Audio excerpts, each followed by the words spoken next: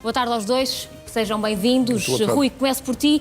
Bom, na oposição todos dizem o mesmo. Montenegro não falou do país real. Mas acho que estão todos certos, quer o Primeiro-Ministro, quer a oposição. Por uma vez estamos todos certos. O Primeiro-Ministro fez o que lhe competia. É puxar o país para cima, ter uma mensagem otimista. Ele anda... No fundo é um balanço. Sim, ele anda mais aliviado. Ele não é tanto balanço assim, porque ele ali deixa algumas pistas, nomeadamente sobre o pacote laboral, dizendo, atenção, que não vamos desistir disto. Mas fez uma mensagem positiva. Ele gosta muito de se rodear destes símbolos nacionais. Agora foi o Cristiano Ronaldo. No verão tinha sido o Tony Carreira. Em abril tinha sido o Tony Carreira nos jardins de São Bento. Um dia destes ainda vamos ver o Primeiro-Ministro no preço certo. Ele é mesmo assim. A mensagem foi, de facto, de puxar o país para cima. Muito, como disseram, aí é que os outros também estão certos, é que muito num tom de autoajuda, muito num tom até... Tradicional. Exatamente, paternalista. Só faltou dizer no final gratidão. Foi o que faltou a esta mensagem do Primeiro-Ministro.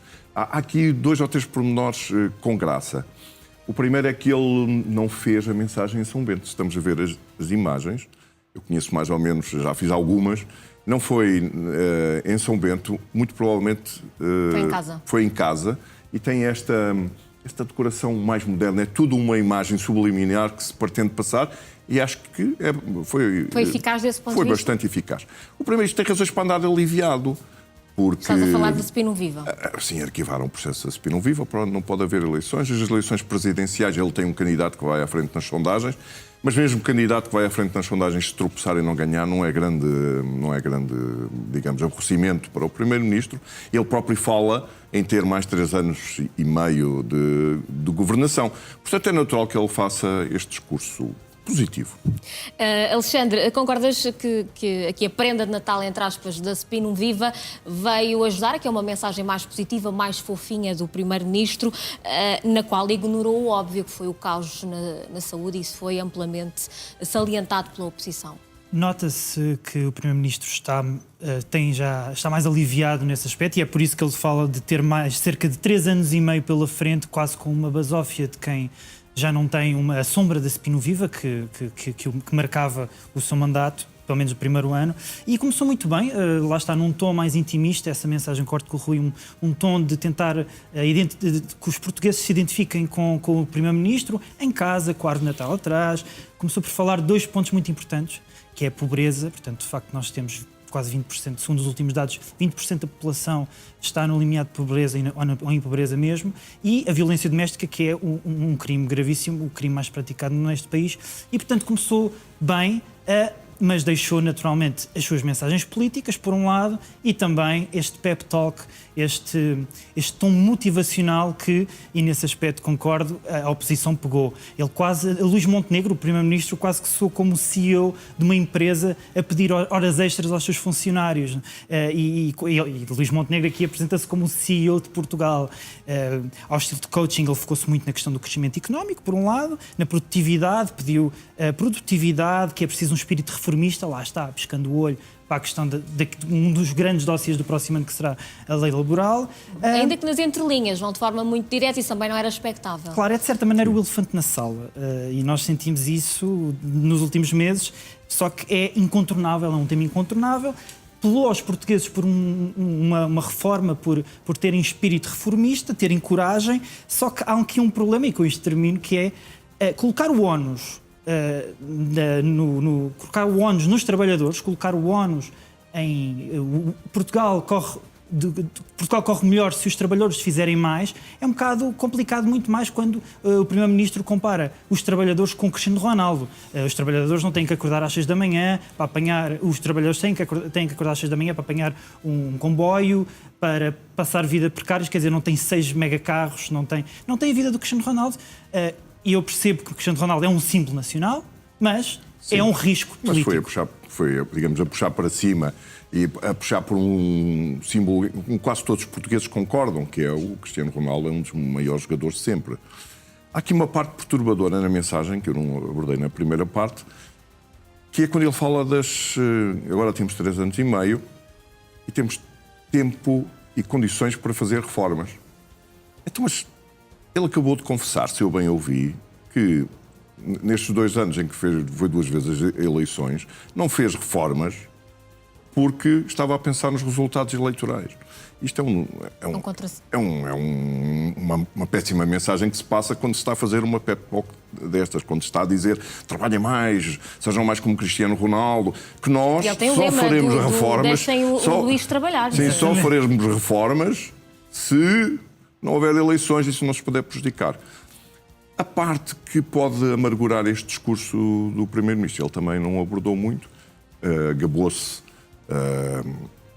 da Economist e, de facto, da Economist considerar que nós somos uma economia pujante e que exemplar, mas quando se tem um novo governador do Banco de Portugal, nomeado por este governo, que já vem alertar que os números que o governo tem previsto para a economia talvez não sejam isto e que os déficits estão aí a espreitar e que pode regressar, isso pode de facto ser aquilo... É preciso mais cautela. É o que pode estragar, digamos, toda esta parada do governo e do Primeiro-Ministro.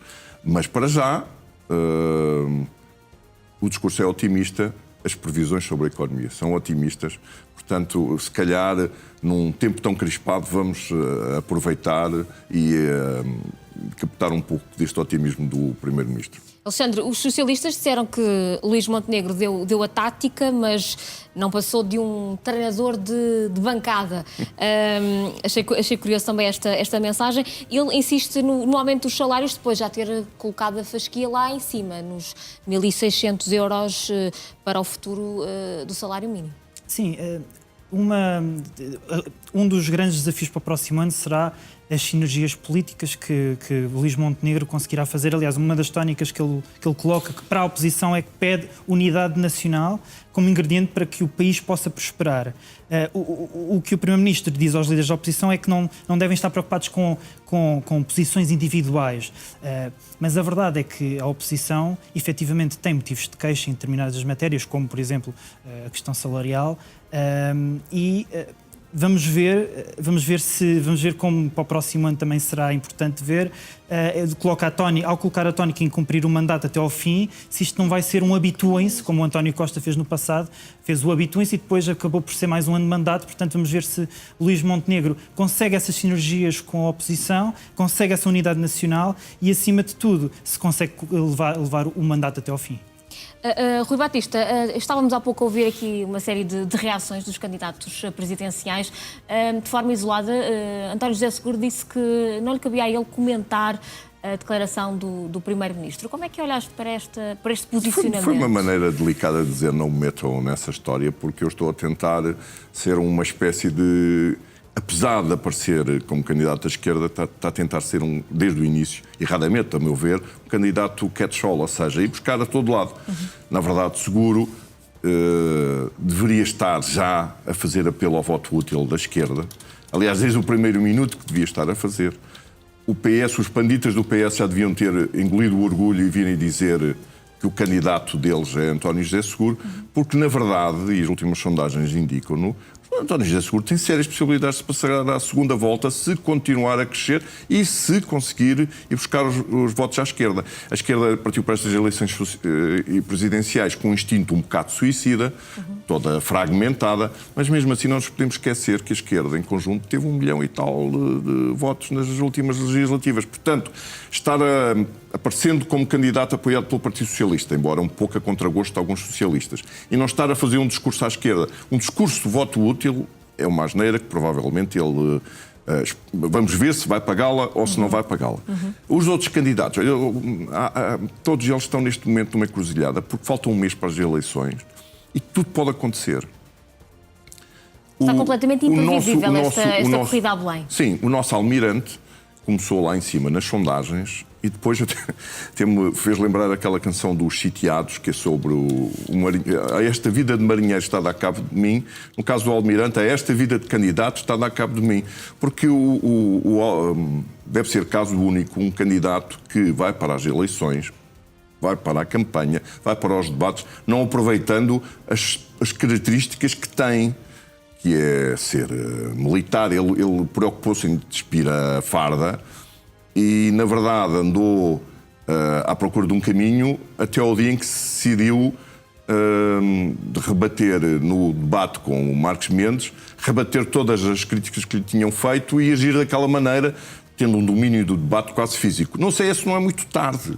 Não sei se não é muito tarde e se esse domínio não vai fazer com que sobrem votos, sim, mas votos quer para, obviamente... Especialmente sem uma máquina partidária por trás. Ele agora vai ter esse problema, é porque não tem uma máquina partidária por trás e espero que eles tenham um bom senso de evitar o Portugal sentado. Porque cada vez que levarem o Almirante para uma sala, os jornalistas vão lá contar os lugares que não estão ocupados. Esse pode ser um problema? Almirante, deixe-me que lhe diga, está muito frio, vamos entrar em janeiro, mas o senhor vai ter que ir para praças e mercados, e andar à chuva e andar à volta do povo. Carne assada. Exatamente, na carne assada, para que as pessoas o vejam e vejam que o Almirante é de carne e osso e consegue discutir com eles. Se for para Portugal sentado e fechado, ainda vai correr pior. Alexandre, concordas que este pode ser, de facto, o calcanhar daqueles do Almirante, ou seja, não se dar ao povo, não ir para o meio do povo, literalmente? O Almirante apresentou-se a estas eleições com uma aura de Dom Sebastião, aquilo que ganhou, efetivamente, com o seu papel nas vacinas. E, ao invés de conseguir galvanizar os eleitores que estão desencantados com os partidos, que talvez o voto do indeciso, ele, ao invés de focar-se no facto de ter sido militar, ele despiu essa autoridade, portanto, ele despiu isso, tentou ser mais como os outros candidatos, mais do sistema, e isso claramente foi uma estratégia que lhe correu mal, e nos debates notou-se que agora, no último debate com Marcos Mendes, foi muito mais ofensivo, e vamos ver, como diz o Rui bem, se é demasiado tarde e como é que lhe correrá a campanha. Vamos aguardar. Alexandre Malhado, Rui Batista, obrigada pela análise e resto boa tarde. Muito obrigado. Boa tarde.